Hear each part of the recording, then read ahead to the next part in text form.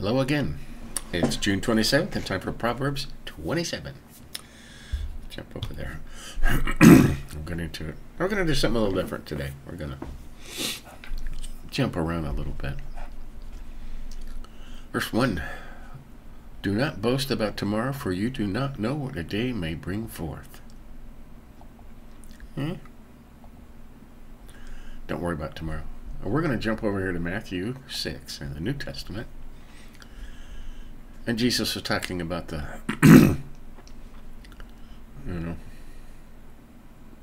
about worrying. Why worry? Okay. Where am I at? And who of you, by being worried, can add a single hour to his life? Don't boast about tomorrow. Why are you worried about clothing? Observe how the lilies of the field grow. They do not toil or spin, yet I say to you that not even Solomon in all his glory clothed himself like one of these. And in 30 through, this is the good part. But if God so clothes the grass of the field, which is alive today and tomorrow is thrown into the furnace, will he not much more clothe you, you of little faith? Do not worry then, saying, what will we eat, or what will we drink? What will we wear for clothing? How am I going to pay my bills that are due next month?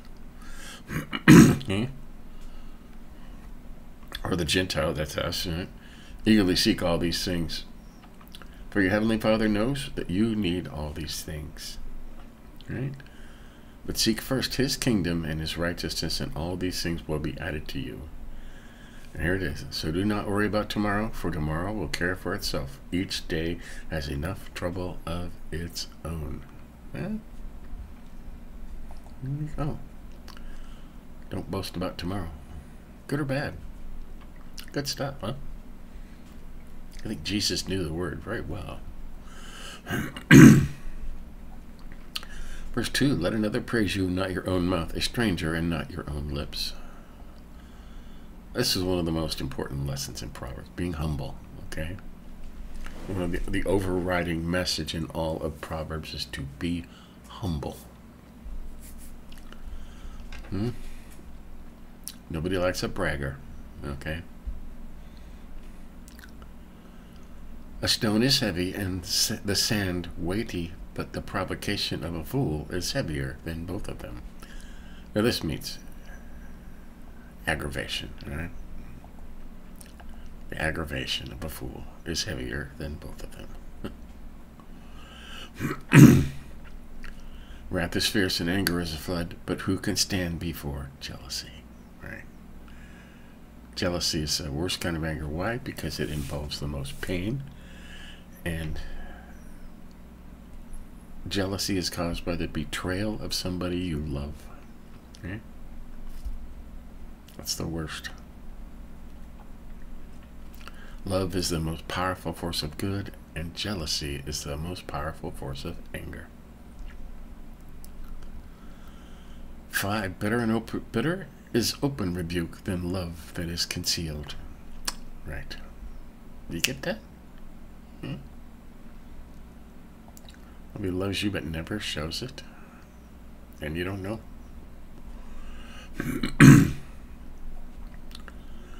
6. Faithful are the wounds of a friend, but deceitful or excessive are the kisses of an enemy. Right. A sated man, sated,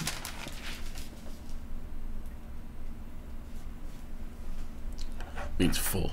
Where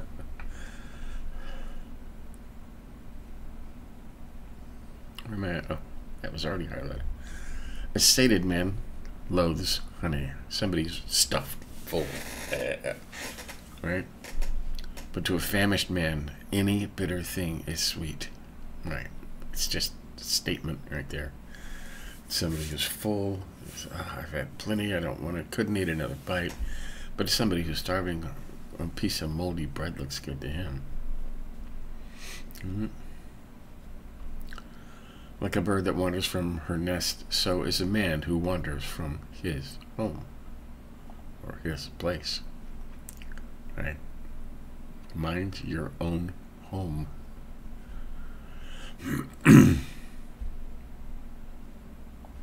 We're gonna.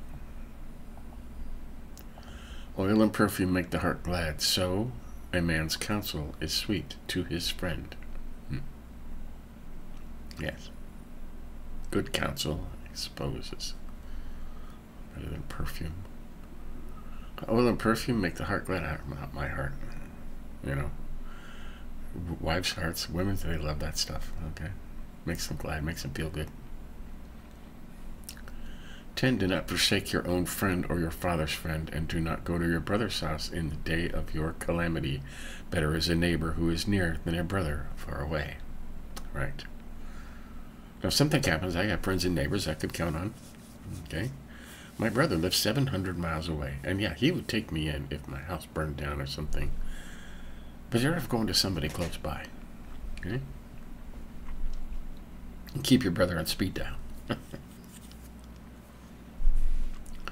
Be wise, my son, and make my heart glad, that I may reply to him who reproaches me. Right. You want your kids to say good things and be wise. Okay. If somebody comes to you bad-mouthing your kids, you can reply to them that, you know, that's crazy, and you'll know in your heart that it is. A prudent man sees evil and hides himself. The naive proceed and pay the penalty. Right. You see this, all this bad stuff going on, all these protests and evil people. I can call them evil people because they're evil people. Burning things down, stealing stuff that doesn't belong to them. You know, stay away from that stuff. The naive, or they say the simple, will just blunder on ahead and get beat up and killed, pay the penalty. Take his garment when he becomes security for a stranger, and for an adulterous woman hold him in pledge. Strange woman. Co-signing, okay? If you're going to co-sign for help out a friend that's borrowing money from somebody else, it says get a collateral, okay? Get a collateral. 14. He who blesses his friend with a loud voice early in the morning, it will be reckoned a curse to him. Yeah, don't wake your friends up. Loud voice. You're the greatest in the world. Happy birthday. They're not going to like that. There's Solomon talking about his 700 wives again. A constant dripping on a day of steady rain and a contentious woman are alike. Shouldn't have 700 wives. You can't keep 700 wives happy and content. It can't be done. And he continues. He who would restrain her restrains the wind and grasps oil with his right hand. Right. 17. Iron sharpens iron, so one man sharpens another. Now this has been used often in, you know, if you want to be a good soldier, you're going to hang around with other soldiers, okay? If you want to be a good mechanic, you're going to hang around with mechanics, okay? You could teach each other stuff, okay? I was a computer technician most of my career, and I hung out with other computer technicians, and it's amazing the stuff you can learn from each other, okay?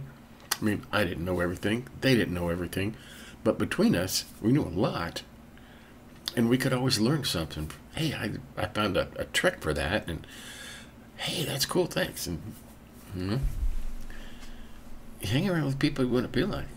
That's, I mean, and there's a club and a group for everything, okay? Every subject, baking cakes or painting or riding motorcycles. There's a group for everything. 18. He who tends the fig tree will eat its fruit, and he who cares for his master will be honored. Okay, it was a law back then that if you hired somebody to work in your orchard or your vineyard or your wheat field, they were allowed to eat the the pigs, or the grapes, they were allowed to eat it. That was the law, that you have to let them eat as they're working. Okay? And if you care for your master, and if you're an employee and you're good and you do good, you'll be honored.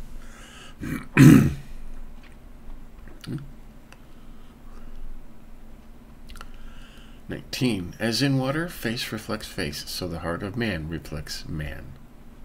There's a mirror. Use mirrors.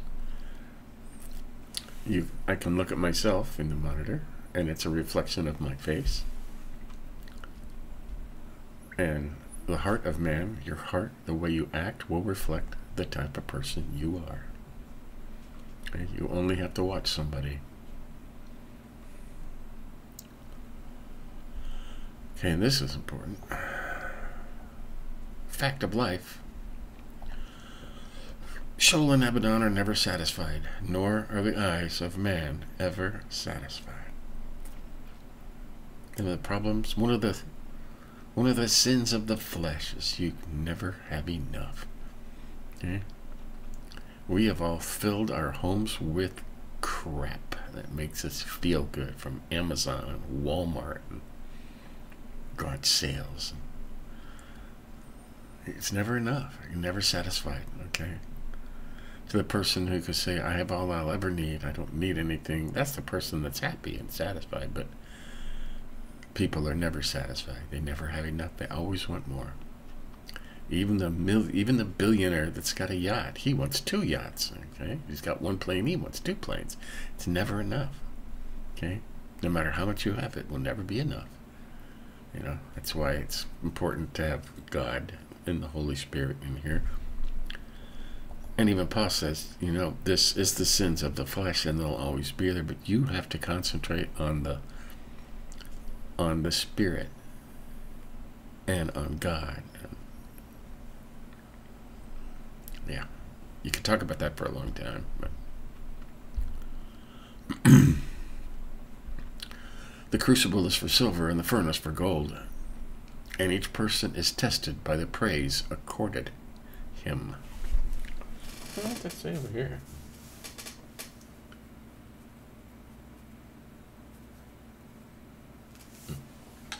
So a person should refine his praise. Yeah. The things people say about you, that's going to be the test. Right? Not what you say about yourself, because people don't like braggers, but what you say about yourself. What people say about you, that's what people were going to think. 22. Will you pound a fool in a mortar and pestle along with crushed grain, yet his foolishness will not depart from him? Yuck. I mean, what a mental picture that brings up, huh? I guess fools are fools, and you can't separate that from them. Okay. Now this whole part goes together, and it's very important. Yeah? Know well the condition of your flocks, and pay attention to your herds, for riches are not forever, nor does a crown endure through all generations. When the grass disappears, the new growth is seen, and the herbs of the mountains are gathered in. The lambs will be for your clothing, and the goats will bring the price of a field. And there will be goats, milk enough for your food, for the food of your household, and sustenance for your maidens. Okay, if you're a man, and you're letting your wife handle all the finances and all the stuff, you're headed for trouble, okay? You should know at any given time. You should know how much money's in the bank. You should know what bills are due and when they're due. You should know that there's enough food stocked up to feed your family, right? You should know when this will happen, and then this will be due, and then this will be paid at this time. You need to know this stuff, okay? You know, just let somebody else know it, or you'll fail, okay? It's important. Back then, it was all flocks, and, you know, that's how they counted as their assets, were how many flocks they had, and their crops, and the food they had stored up. But And you should know this stuff, okay? There shouldn't be a man that says, I don't know, she takes care of it. That's the wrong answer, okay? That's too much to put on a person. It needs to be your job. And women, you need to make it his job, okay? So, there's 27. Let's see what we highlighted. And we talked about this. Don't boast about tomorrow, for you do not know what a day may bring forth. Now here in Matthew it says, don't worry about tomorrow, for tomorrow will take care of itself. Each day has enough trouble of its own. You think Jesus knew the Proverbs? I think so. Okay. Just a side note. It says in the Bible that Solomon was the wisest man who ever lived. Okay? So what does that make Jesus? Was he wiser than Solomon? No. Jesus was wisdom itself. Jesus was wisdom incarnate. He was the person Solomon talked about when, in the beginning of his Proverbs, when he says wisdom was there when God created the world. Wisdom was there every step of the way. Okay, and that was Jesus. Jesus is wisdom. He's not the wisest person that ever lived. He was wisdom itself. Jesus knew more than anybody could ever know because he was wisdom. Interesting, huh? And Paul talks all about that, and we'll get into that in a study at some point. But okay. I highlighted 2. Let another praise you and not your own mouth, a stranger and not your own lips. It's just plain common sense, okay? Don't go boasting. People don't like that. Okay? I know I've always tried to be humble, and one of the hardest things is when you're in an interview and there's like 2 or 3 people there, sitting at a table with their arms folded, and the first thing they say is, hello, Emmett, tell us about yourself. Okay, and you don't know, are they testing you? Are they going, I want to see if this guy boasts and brags on, or if he's humble, but, and I was always humble, okay. I said, well, I'm a Christian, I have 3 kids, and I love the Lord, and, I do my best at everything. Because they know about you, okay? They have your resume, all the accolades are there. So, and some of them aren't, some of them really, they haven't read the resume, and they want you to tell them about yourself, but it's, what do you do? It's a, and it says right here, let another praise you and not your own mouth. Yeah.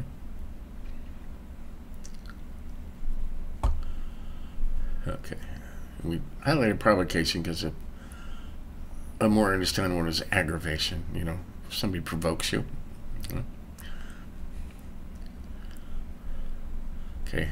17, we highlighted iron sharpens iron, so one man sharpens another. Right.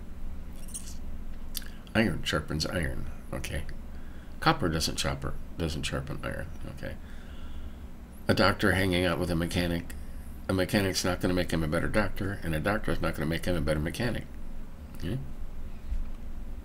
Hang around with people like people. And we talked about Tony Scholl and Abaddon are never satisfied, nor are the eyes of man ever satisfied.